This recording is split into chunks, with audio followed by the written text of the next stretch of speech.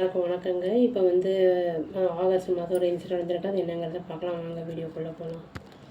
5 பேர் கொண்ட ஒரு 5 பேர் கொண்ட ஒரு குழு அரெஸ்ட் பண்ணப்பட்டிருக்காங்க. என்ன ஆயிருக்குன்னா சப்போர்ட்டிங் ஆக்டர் அப்புறம் சில வேறு சிலரும் அரெஸ்ட் பண்ணியிருக்காங்க. ஏன்னா ஒரு 15 வயசு பொண்ணு ஸ்கூல் பொண்ணை அந்த ப்ராஸ்டிடியூஷன் அந்த இதில் அவங்க ஃபோர்ஸ் பண்ணியிருக்காங்க. அந்த இதில் அதில் அரெஸ்ட் பண்ணியிருக்காங்க.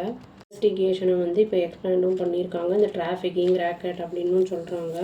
இது இந்த மைனர் ரெஸ்கியூ பண்ணியிருக்காங்க. எங்கன்னா ஒரு லாட்ஜில் கோயம்பேடில் ஒரு லாட்ஜில் ரெஸ்கியூ பண்ணியிருக்காங்க.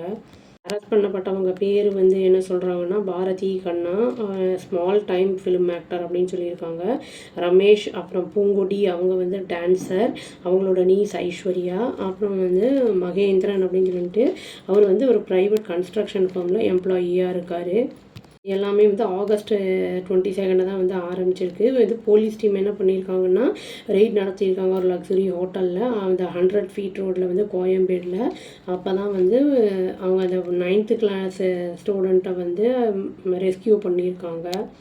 அப்புறம் 3 பேர் அரெஸ்ட் பண்ணியிருக்காங்க. அவங்க இவங்க வேற ஆளுங்க. அஞ்சலி அப்படின்னு சொல்லிட்டு 31 வயசு, கன்னிகாபுரம் அப்படிங்கிற இடத்த சேர்ந்தவங்க. நாகம்மா 45 இயர்ஸ் அவங்களும் சப்போர்ட்டிங் ஆக்ட்ரஸ் அப்படின்னு தான் சொல்கிறாங்க.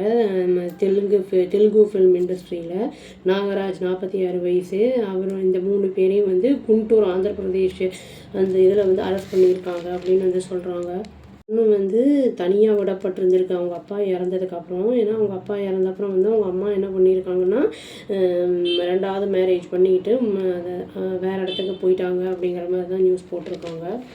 அந்த அரெஸ்ட் பண்ணப்பட்ட அந்த பூங்கொடிங்கிற லேடி யாருன்னா இந்த பொண்ணு இருக்குல்ல, அந்த விக்டிம், அந்த பொண்ணோட அம்மாவோட ஃப்ரெண்டு. அவங்க என்ன பண்ணியிருக்காங்கன்னா ஒரு நாள் இந்த பொண்ணை அவங்க வீட்டுக்கு கூட்டிகிட்டு போயிருக்கு அந்த பூங்கொடி KK நகரில்.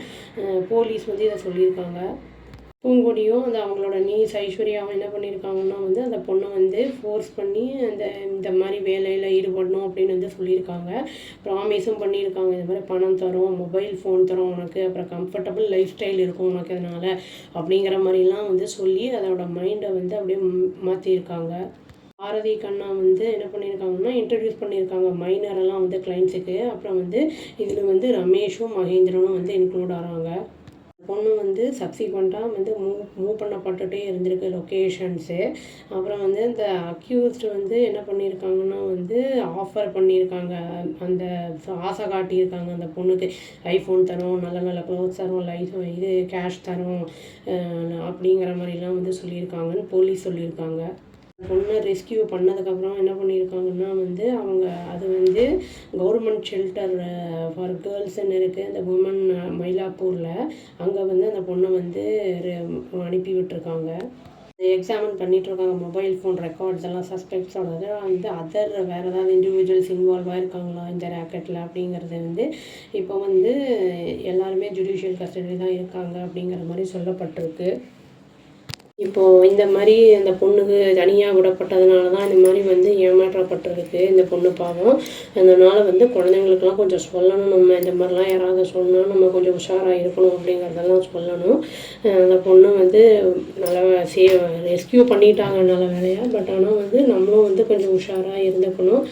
அவ்வளோதாங்க. Thank you. Please do like, share and subscribe our channel and click the all option, tap the bell icon. Thank you.